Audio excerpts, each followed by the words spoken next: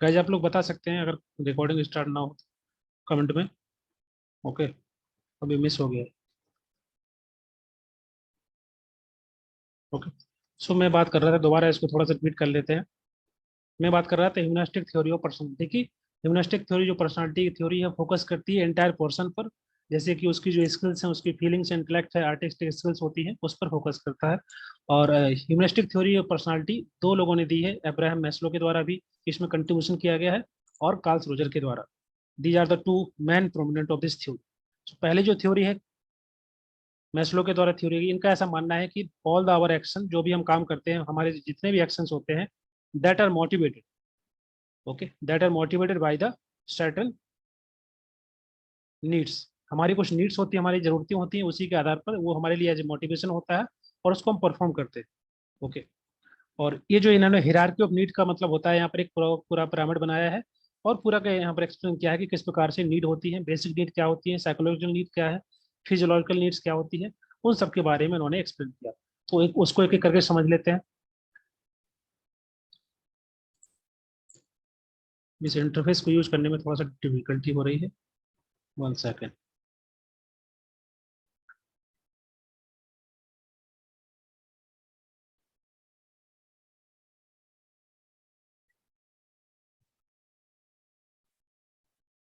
Okay,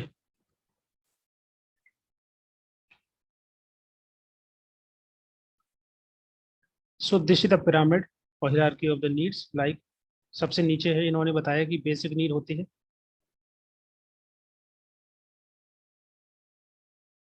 basic need में सबसे पहले आपका आएगा फिजियोलॉजिकल नीड।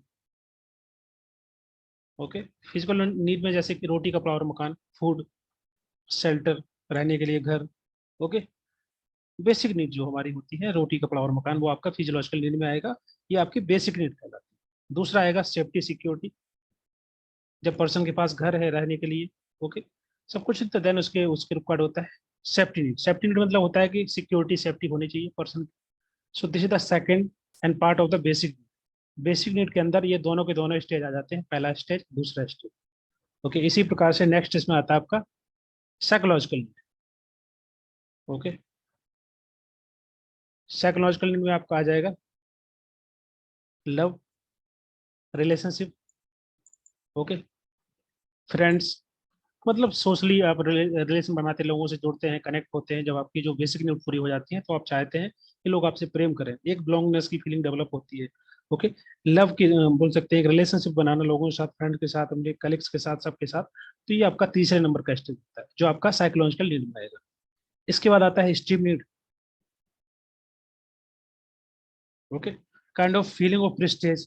ओके, या आप जब आपके पास पैसा है, सब कुछ सिक्योरिटी है, सेफ्टी है, घर है, तो आपको एक रहता है पर्सन को कि उसकी समाज में इज्जत हो, प्रेस्टेज हो, दैट फीलिंग ऑफ अकम्पलिशमेंट, इस प्रकार का उसकी जो फीलिंग होती है, वो उसको बोलते हैं साइकोलॉजिकल। तो स्टीम नीड्स कहते हैं इसको, prestige and feeling of accomplishment. So this is the fourth number, fourth stage. Next आता है सेल्फ एक्चुअलाइजेशन। सेल्फ एक्चुअलाइजेशन का मतलब होता है कि जब आपकी सभी की सभी नीड पूरी हो जाती है, तो फिर जो है एक स्टेज में पर्सन आकर के जो है अपने आप में एक सेल्फ वर्थ फील करता है, सब कुछ उसके पास होता है, फिर वो जो दूसरों के लिए काम करना, सोशल वर्क करना, कंपेशन शो करना, एम्पैथी शो करना, ओके, इस प्रकार से अपनी खुद की कंपनी को एंजॉय करना, छोटी छोटी चीजों में खुशी देखना, आर्टिस्टिक वर्क करना, जो आपकी हॉबी है उसको परफॉर्म करते हैं, वो क्रिएटिव वर्क करना, वो उसको हम बोलते हैं सेल्फ एक्चुअलाइजेशन। यहाँ पर किसी पर्सन का जो सेल्फ है वो डेवलप हो जाता है बहुत अच्छे तरीके से। ओके, हर चीज में वो खुशी देखता है, हर चीज में, छोटी छोटी चीजों में अच्छे से उसको अंडरस्टैंड करना, समझ पाना, कंपैशन डेवलप करना। ओके, ये सभी चीजें आ जाती हैं सेल्फ एक्चुअलाइजेशन। तो ये हिरार्की ऑफ नीड दिया गया है मैस्लो के द्वारा। ओके, इसको आपको याद कर लेना कि जो बेसिक नीड में कौन कौन से हैं स्टेज, साइकोलॉजिकल नीड में कौन कौन से स्टेज आते हैं, और सेल्फ एक्चुअलाइजेशन का मतलब क्या होता है।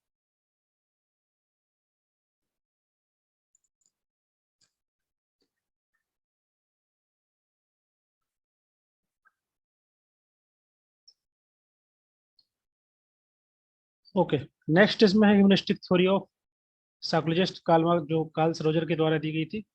वन सेकंड, कार्ल रोजर्स, इनके द्वारा जो थ्योरी दी गई है ह्यूमनिस्टिक थ्योरी।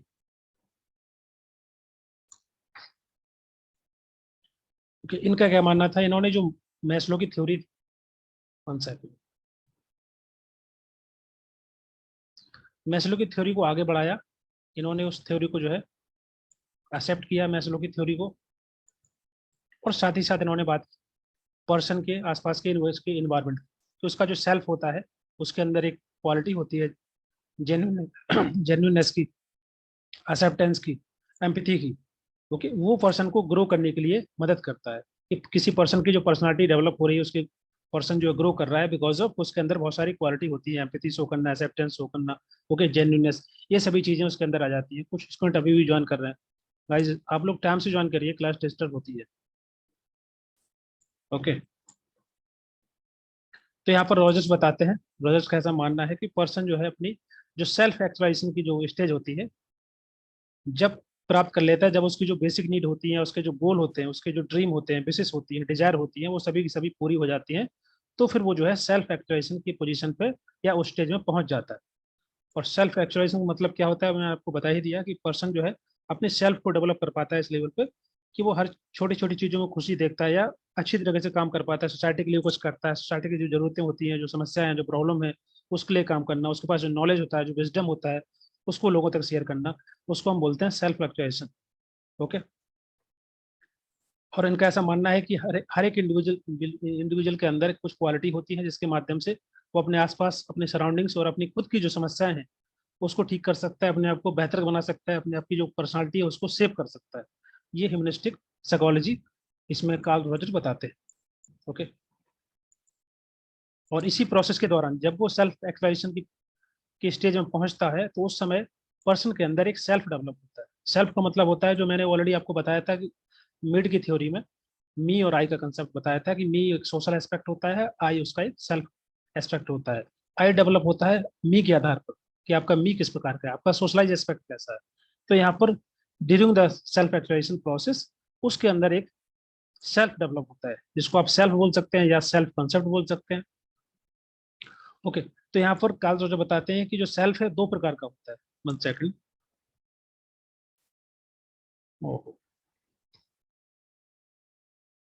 इन्होंने इसको सेल्फ को दो कैटेगरी में डिवाइड किया, एक होता है आइडियल सेल्फ, एक होता है रियल सेल्फ।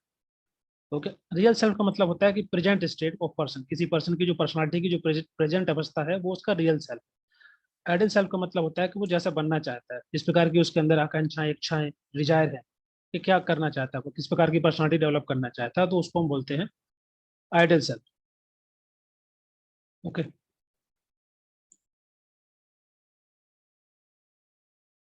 ये मान लीजिए आपका आइडियल सेल्फ हो गया, ये रियल सेल्फ हो गया। ओके, तो ये बताते हैं कि अगर इन दोनों के बीच में अगर एक जैसे हैं, आइडियल सेल्फ और रियल सेल्फ है, इसका मतलब है कि उन्हें बहुत ज्यादा कॉन्ग्रुएंस है। इसका मतलब होता है कि पर्सन के अंदर सेल्फ बहुत ज्यादा होना, एक हेल्दी प्रोडक्टिव लाइफ स्टाइल होना, उसकी उसके अंदर सेल्फ कंसेप्ट डेवलप होता है, तो एक बोल सकते हैं वेरी स्ट्रॉन्ग एंड एक्यूरेट, उसको हम बोलते हैं। जब आइडियल सेल्फ और रियल सेल्फ एक जैसा होता है तो वहां पर सबसे ज्यादा कॉन्ग्रुएंस होता है। कि कांग्रेस का मतलब यही है, कांग्रेस का मतलब होता है कि उसके अंदर एक सेल्फ वर्थ की भावना, हेल्दी या प्रोडक्टिव लाइफ डेवलप हो जाती है पर्सन के अंदर, उसकी पर्सनालिटी बेहतर डेवलप होती है। ओके, तो ये कंसेप्ट दिया कार्ल रोजर के द्वारा, humanistic theory by the psychologist Carl Roger. इसमें अगर किसी को कोई डाउट है तो पूछ सकता है। देखो जो मेन डिफरेंस है इन दोनों थ्योरी में, यहाँ पर इन्होंने कंसेप्ट दिया है सेल्फ का। ओके, सेल्फ बोल सकते हैं या सेल्फ कंसेप्ट बोल सकते हैं, जिसमें इन्होंने आइडियल सेल्फ की और रियल सेल्फ की बात की।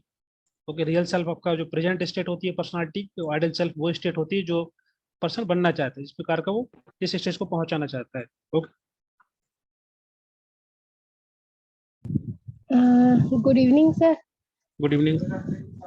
हाँ सर, एक क्वेश्चन था शायद किसी ईयर में, वो वहाँ पे दिया था कि सेल्फ के ऊपर कौन कौन मतलब बात किए हैं, तो उसमें सिगमंड फ्रॉयड और जीएच मीड और सीएच कूली। तो अभी जैसे आप अभी बोल रहे हैं कि कार्ल रॉगर्स ने भी दो कंसेप्ट मतलब दिए हैं, जैसे कि आइडियल सेल्फ और रियल सेल्फ, तो ये चारों ही सेल्फ के ऊपर बात की होगी? नहीं देखिए उसको मतलब समझिए। अगर चार ही ऑप्शन होंगे, हाँ, हम्म। नहीं नहीं अगर देखो उससे, चारों ही ऑप्शन हो, हाँ हाँ। जी जी, आपका और क्वेश्चन तो हो गया हाँ। पूछा होगा, हम्म, हाँ, तो पूछिए। अगर वो ऑप्शन में ऐसा होगा कि वो चार ऑप्शन ही है आंसर के ऑप्शंस में, तो हम्म, हम उसको कैसे चूज करेंगे? नहीं, क्वेश्चन में थोड़ा सा डिफाइन होगा या लिखा होगा, केवल उसमें ये नहीं लिखा होगा कि सेल्फ के बारे में किसने डिफाइन किया है। क्वेश्चन इस लाइक ऐसा होगा कि या तो थ्योरी के बारे में पूछा गया होगा कि जो ह्यूमनिस्टिक थ्योरी है उसमें जो रियल सेल्फ की बात की हम्म। गई है, आइडियल सेल्फ की बात की गई है, वो किसके द्वारा की गई है। तो आपको पता होगा कि ह्यूमनिस्टिक थ्योरी केवल दो लोगों के द्वारा दी गई है, एक कार्ल रोजर के द्वारा और मेस्लो के द्वारा। ओके, तो मेस्लो ने ये इन्होंने बात की है हायरार्की ऑफ नीड की, इन्होंने आइडियल सेल्फ और रियल सेल्फ की बात नहीं की। ओके, लेकिन जो कार्ल रॉजर्स हैं उनके द्वारा इसकी बात की गई आइडियल सेल्फ की और रियल सेल्फ की। तो क्वेश्चन में दिखा लिखेगा वहां पर प्रॉपर कि किस थ्योरी की बात कर रहा है, या डायरेक्ट जैसे कि मान लीजिए क्वेश्चन है, क्वेश्चन में केवल ऐसा नहीं लिखा होगा self is related to which thinker, ऐसे नहीं होगा, क्योंकि जो जो जितनी भी थ्योरी है उसमें बहुत सारे जो थिंकर होते हैं उनका कंट्रीब्यूशन होता है, तो थ्योरी प्रॉपर लिखा होता है क्वेश्चन में कि तभी आप आंसर लगा सकते हैं उसका। ओके, जैसे कि सिग्मंड फ्रॉइड है या जितने भी थिंकर हैं, ओके, उनकी जो थ्योरी है वो अलग अलग एस्पेक्ट पर है। बहुत सारी चीजें एक जैसी होती हैं लेकिन सबका अपना एक कंसेप्ट होता है, उस पर वो थ्योरी बेस्ड होती है, जैसे कि ये थ्योरी में इन्होंने बताया। ओके, तो क्वेश्चन में थोड़ा बहुत जरूर हिंट रहता है, जिससे आप इजीली बता सकते हैं कि किस थ्योरी की बात कर रहा है, किस सेल्फ की बात कर रहा है। ओके, सेल्फ का मतलब होता है पर्सनालिटी को लेकर के है, तो पर्सनालिटी के बारे में रिगार्डिंग बहुत सारी थ्योरी है। ओके, लेकिन हर थ्योरी में कुछ ना कुछ डिफरेंट होता है, जो मैंने आपको बताया हुआ है कि जो हर एक थ्योरी का एक क्रैक्स होता है जो कि दूसरी थ्योरी से अलग करता है। ओके, जैसे कि looking exactly glass self. Sir, actually question ऐसा। हाँ हाँ, ओके ओके। हाँ सर, क्वेश्चन। वहाँ पे एक्चुअली वो स्पेसिफिकली, हाँ, क्वेश्चन में वैसा नहीं था कि वो, तो आप सही बोल रहे हो कि वो पर्टिकुलरली अगर सेल्फ होगा तो वो स्पेसिफिकली किसी भी पर्टिकुलर थ्योरी को मेंशन करेगा, तब तो हम पर्टिकुलर वही ऑथर, वही जो साइकोलॉजिस्ट होंगे उसी को हम लिखेंगे। लेकिन सर वहाँ पे ऐसे क्वेश्चन था, अगर मुझे मिलता है तो मैं आपको भेजूंगी। तो ये मेरे हाँ को हाँ डाउट भी था बिल्कुल, पहले से कि जो भी सेल्फ, डाउट, हाँ हाँ। सेल्फ के, हाँ हम्म, सेल्फ के ऊपर कौन कौन बात की है, मतलब कौन कौन ऑथर, ये सॉरी, कौन कौन साइकोलॉजिस्ट सेल्फ के ऊपर डिस्कस की है, तो वो ऐसा क्वेश्चन था। ठीक है, कोई नहीं, आप तो मुझे अगर क्वेश्चन, मिलता है तो सर मैं हाँ आपको भेज दूंगी। हाँ बिल्कुल क्वेश्चन भेजिएगा, जैसे कि अभी किसी ने भेजा हुआ है, ठीक, अरुचि ठीक है मैम सर। ने, ओके कि sir, thank you. Looking glass self. देखिए, लुकिंग ग्लास प्रॉपर आपको समझ में आ रहा होगा कि लुकिंग ग्लास सेल्फ जो अपने अपने एक अलग कंसेप्ट है, अलग थ्योरी है। तो कहीं ना कहीं उससे आपको आइडिया लग जाएगा कि किस थ्योरी की बात कर रहे हैं, किस थिंकर के द्वारा दी गई है और इस थ्योरी का मतलब क्या है। राइट। तो अगर क्वेश्चन ऐसा कभी कभी दिया रहता है एग्जाम में, बहुत सारे क्वेश्चन होते हैं जो गलत होते हैं, या जैसे कि आपने जो क्वेश्चन की बात कर रहे हैं इसमें चार ऑप्शन दिए हैं मान लीजिए फॉर एग्जाम्पल। ओके, तो हो सकता है क्वेश्चन में यहाँ पर लिखा हो सकता है कि इनमें कितने करेक्ट हो सकते हैं, ए बी सी या ए बी या ए बी सी डी, इस प्रकार से। तो कभी कभी क्वेश्चन पूरा नहीं दिया रहता है एग्जाम में, इस वजह से क्वेश्चन वो गलत हो जाता है और उसको बाद में हटा भी दिया जाता है। लेकिन जब कोई बुक पब्लिश करता है तो बुक में ऐसे क्वेश्चन सब कुछ आ जाते हैं, तो उसको बाद में करेक्ट करना पड़ता है। तो आप क्वेश्चन जरूर शेयर करिए, मैं उसको एक बार देख लूंगा, उसके बाद उसको डिस्कस कर लेंगे। ओके,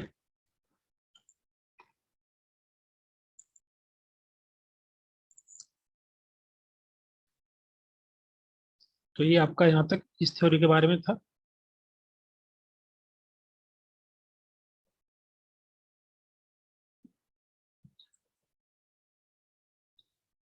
यहाँ पर किसी ने क्वेश्चन पूछा कॉन्ग्रेंस के बारे में। कॉन्ग्रेंस का मतलब होता है काइंड ऑफ, इसमें क्या सिमिलरिटी है इन दोनों के थॉट्स में, जो रियल सेल्फ है और जो आइडियल सेल्फ है, उसमें कितनी सिमिलरिटी है। अगर बहुत ज्यादा सिमिलरिटी है तो मतलब बोल सकते हैं कि जो सेल्फ कंसेप्ट डेवलप होगा पर्सन का, पर्सनालिटी का, बहुत स्ट्रांग होगा, बहुत एक्यूरेट होगा, क्योंकि सिमिलरिटी बहुत ज्यादा होती है रियल सेल्फ में और आइडियल सेल्फ।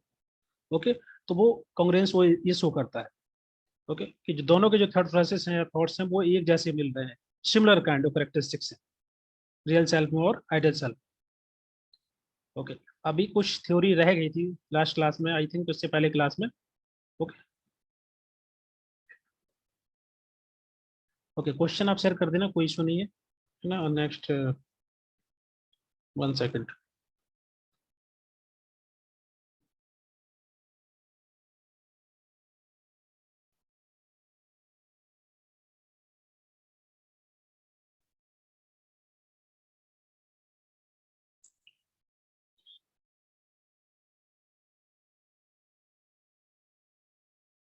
साइकोसेक्सुअल थ्योरी के बारे में हम लोग डिस्कस नहीं किए हैं, और एक थ्योरी और थी जेन पियाजे के द्वारा थ्योरी दी गई थी, उसको हम लोग डिस्कस कर लेते हैं।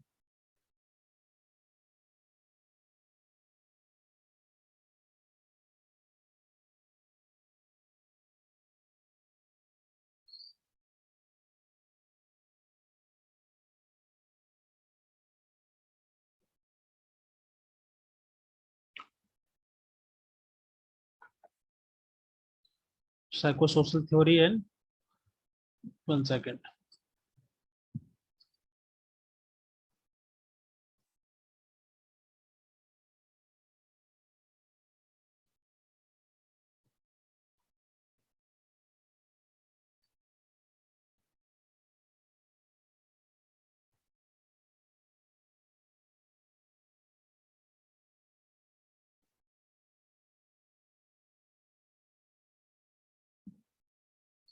ओके,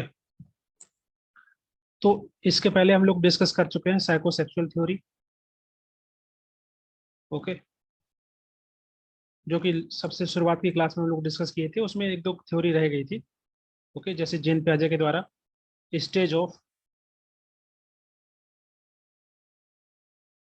कॉग्निटिव डेवलपमेंट दिए गए थे, इसको हम लोग नहीं डिस्कस कर पाए थे। जीन पियाजे, okay, and psycho social development theory, उसको भी डिस्कस करेंगे इसके बाद। तो एक एक करके समझ लेते हैं।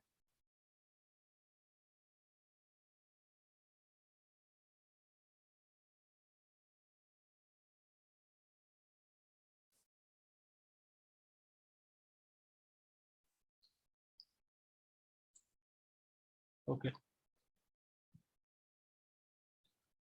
ये जो जीएन पियाजे इन्होंने बताया कि ये इसके लिए इन्होंने फोकस किया है किस प्रकार से एक बच्चे का विकास होता है, कैसे डेवलपमेंट होता है। बहुत सारी जो स्टेजेस हम लोगों ने डिस्कस की थी साइकोस्ट्रक्चरल थ्योरी में या साइको थ्योरी में डिस्कस करेंगे, वो नहीं की इन्होंने बात की। इन्होंने बेसिकली फोकस किया है बच्चे पर कि कैसे उसका विकास होता है। ओके, जनरली ऐसा माना जाता था इसके पहले तक कि जो बच्चे होते हैं that are kind of the small version of adult, कि जो बड़े लोग होते हैं उनका एक छोटा रूप होता है बच्चा, क्योंकि बच्चे का दिमाग उतना काम नहीं करता, उतना नहीं चलता जिस प्रकार से जो रीजनिंग एबिलिटी होती है, कॉग्निटिव एबिलिटी होती है बड़ों में, एडल्ट में, उतनी बच्चों में नहीं होती है। तो children were largely treated simply as a smaller version of adult. लेकिन जो जीएन पियाजे थे उनका ऐसा मानना था कि ऐसा नहीं है, बच्चों में भी दिमाग होता है लेकिन वो डिफरेंट तरीके से सोचते हैं। ओके, उनकी जो रीजनिंग होती है वो डिफरेंट होती है। बच्चों की रीजनिंग होती है चीज़ों को देखने की, चीज़ों को समझने की, अंडरस्टैंड करने की, उनका जो पॉइंट ऑफ व्यू होता है वो काफ़ी डिफरेंट होता है। ओके, तो हमको अगर बच्चों को समझना है तो बच्चों के पॉइंट ऑफ व्यू से हमको अंडरस्टैंड करना हो कि वो चीज़ों को कैसे देखते हैं। ओके, तो ये जो थ्योरी है स्टेज ऑफ कॉग्निटिव डेवलपमेंट, ये थ्योरी जनरली यूज की जाती है स्पेशली स्कूल में। जो नर्सरी के बच्चे होते हैं, छोटे बच्चे होते हैं, ओके, उनको समझने के लिए, उनको अंडरस्टैंड करने के लिए इस थ्योरी को यूज करते हैं। और ताकि हम बच्चों से सही से कम्युनिकेट कर पाए, उनसे अंडरस्टैंड कर पाए वो क्या बात कर रहे हैं, क्या समझ रहे हैं, चीज़ों को कैसे देख रहे हैं, कैसे अंडरस्टैंड कर रहे हैं। तो इस थ्योरी, इस आइडिया को जनरली यूज किया जाता है तो स्कूल्स में। इसको बोला जाता है डिस्कवरी लर्न। ओके, कि बच्चों बच्चों से पूछ करके कि वो कैसी चीज़ों को अंडरस्टैंड कर पा रहे हैं, समझ पा रहे हैं, उसी के आधार पर हम जो है उस पर पॉइंट ऑफ व्यू देते हैं। जैसे कि मान लीजिए एक बच्चा है, छोटा बच्चा, ओके, वो कैसे सोच रहा है, कैसे समझ रहा है, उसको हम पहले समझेंगे, अंडरस्टैंड करेंगे, फिर जो है उसको करेक्ट करने की कोशिश करेंगे। अगर वो गलत तरीके से व्यवहार कर रहा है, उस गलत तरीके से एक्शन कर रहा है, कुछ भी कर रहा है, राइट, तो उस चीज़ को समझने के लिए हम लोग इस थ्योरी का यूज करते हैं। इस थ्योरी को अंडरस्टैंड करने से पहले कुछ चीज़ें अंडरस्टैंड कर लेते हैं। 1 सेकेंड।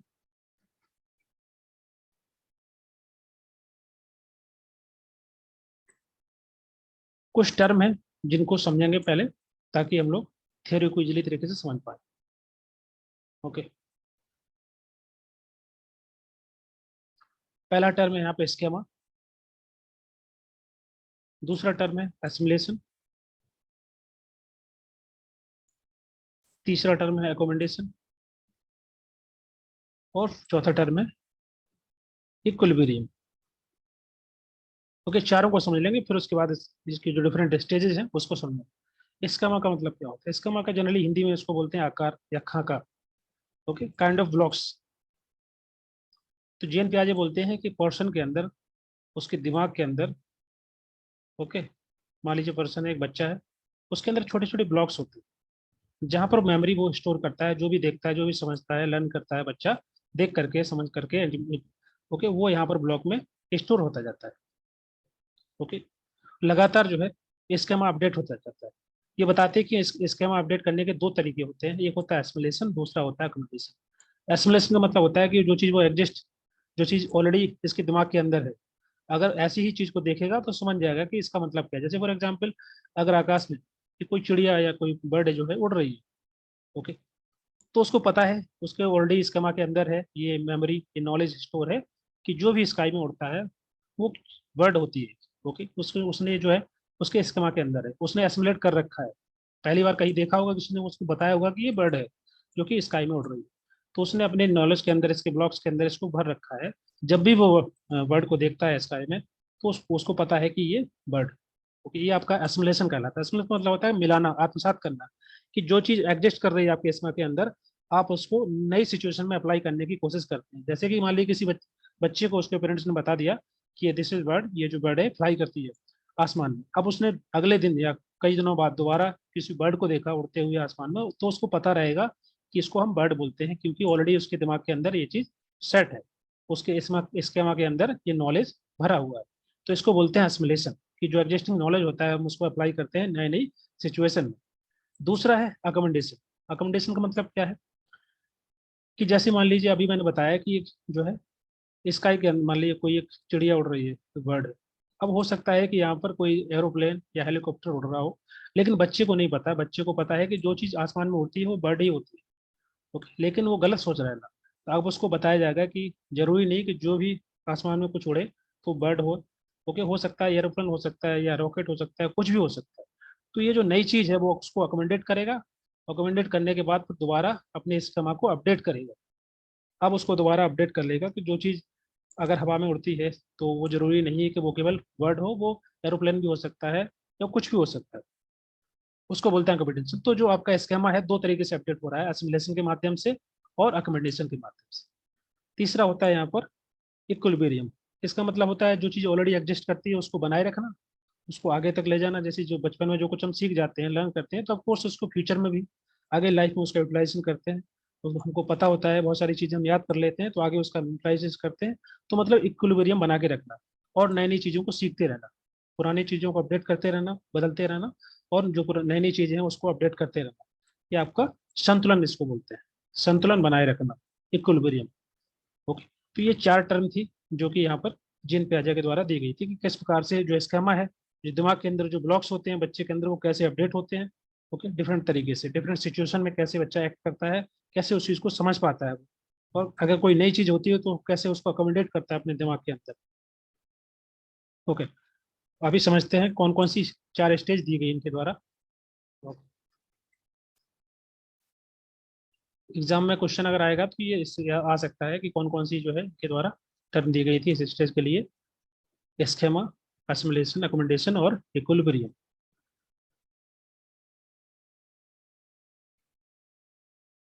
ये जो बोर्ड है इसमें काफी डिफिकल्टी होती है। हम्म, पियाजे के द्वारा चार स्टेज दी गई है, फोर स्टेज। पहली है सेंसोरियोमीटर, दूसरा है प्री ऑपरेशनल, तीसरी है कंक्रीट ऑपरेशनल, और फोर्थ नंबर की है फॉर्मल ऑपरेशन। ओके, अलग अलग स्टेज में एज में होता है। ओके, ये आपका जन्म से लेके 18 या 24 मंथ तक होता है। ओके, दूसरी स्टेज जो प्रेवलेंट रहती है 2 से लेके 7 साल तक। तीसरी स्टेज रहती है 7 साल से लेके 11 ईयर तक, और इसके बाद 11 ईयर से बोल सकते हैं कि रहता है आपका अडल्टहुड तक। नेक्स्ट, इसके अंदर गोल क्या होता है इसके अंदर, जैसे कि पहला स्टेज, तो पहला स्टेज जब बच्चा जन्म होगा उसका 18 साल तक, तो उसके अंदर क्या चीज डेवलप होती है, किस चीज को सीखता है, कौन सा वर्च्यू उसके अंदर डेवलप होगा। तो पहले में होता है आपका ऑब्जेक्ट परमानेंस, कि मतलब वस्तु स्थायित्व तो इसको बोलते हैं। इसका मतलब होता है कि जो चीज एग्जिस्ट करती है, जनरली होता क्या है कि बच्चों के सामने अगर कुछ चीज लाई जाए, जैसे टॉय है, ओके, जब तक उनके पास रहेगा तो वो उसको देख करके खुश रहेंगे, उसको खेलते रहेंगे। लेकिन उसको अगर हटा हटा लेते हैं तो वो रोने लगता है बच्चा, क्योंकि उसको ऐसा लगता है कि शायद ये चीज जो है अब खत्म हो गई, या फिर उसके सामने नहीं रही तो वो एग्जिस्ट नहीं करती। बच्चे को ऐसा लगता है। तो धीरे धीरे बच्चे के अंदर ऑब्जेक्ट परमानेंस डेवलप हो जाता है। इसका मतलब होता है कि जो चीज उसके सामने नहीं है, तो प्रेजेंट टाइम में नहीं है, वो एग्जिस्ट करती है, चीज दोबारा आ सकती है, उसको बोलते हैं हम ऑब्जेक्ट परमानेंस। कि चीज एग्जिस्ट करती है, वो कहीं गई नहीं है, खत्म नहीं हुई है। तो ये चीज धीरे धीरे उसमें डेवलप होती है। नेक्स्ट जो स्टेज है उसमें जो वर्च्यू डेवलप होता है, जो गोल होता है, वो होता है सिंबॉलिक थॉट्स। सिंबॉलिक थॉट्स का मतलब होता है कि बच्चे आपने देखे होंगे टॉय जो होता है, खिलौने जो होते हैं, उसको उसको लेकर के वो लर्न करते हैं, देखते हैं, सीखते हैं। ओके, जैसे टॉय होता है तो इस प्रकार से आर्ट वर्क बनाना, कुछ बना देना इस पे, या फिर टॉय के माध्यम से बताना कि ये मेरा भाई है, ये मेरे फादर है, ये मदर है, इस प्रकार से। ओके, खिलौनों के साथ खेलते हैं बच्चे, क्योंकि वो सिंबल, जो सिम्बलाइज चीजें होती हैं उससे समझ पाते हैं, अंडरस्टैंड कर पाते हैं। उनका जो थॉट प्रोसेस होता है वो खिलौनों के साथ जल्दी वो समझ पाते हैं, अंडरस्टैंड कर पाते हैं, पूरी दुनिया को रिप्रेजेंट करते हैं उसी के माध्यम से। जो घर होता है, छोटा सा घर बनाएंगे वो अपना, ओके, कि ये मेरा घर है, ये मेरा कार है, इस प्रकार से खिलौनों के माध्यम से, तो सिंबल के माध्यम से वो दुनिया को रिप्रेजेंट करते हैं। ओके, तीसरा यहाँ पर स्टेज है वो कंक्रीट ऑपरेशन स्टेज, जहाँ पर लॉजिकल रीजनिंग उनके अंदर डेवलप हो जाती है। ओके, चीज़ों को समझने लगते हैं। और फॉर्मल स्टेज जो, जैसे कि जब बच्चे बड़े हो जाते हैं, एडल्ट एज में रहते हैं, अडल्ट एज में रहते हैं, तब साइंटिफिक अंडरस्टैंडिंग उनके अंदर डेवलप हो जाती है कि कैलकुलेशन करना, अंडरस्टैंड करना, रिलेशनशिप बनाना, ये सभी चीज़ें। तो ये 4 स्टेज इसमें दी गई है पियाजे के द्वारा। ओके, इसको डिटेल में आपको पढ़ना हो तो आप बुक से नोट से एक बार पढ़ लेना, ताकि आपके जो डाउट है क्लियर हो जाए। या फिर मैं इसको थोड़ा एक्सप्लेन कर सकता हूँ। ओके, अभी इसको देख लेते हैं थोड़ा सा और।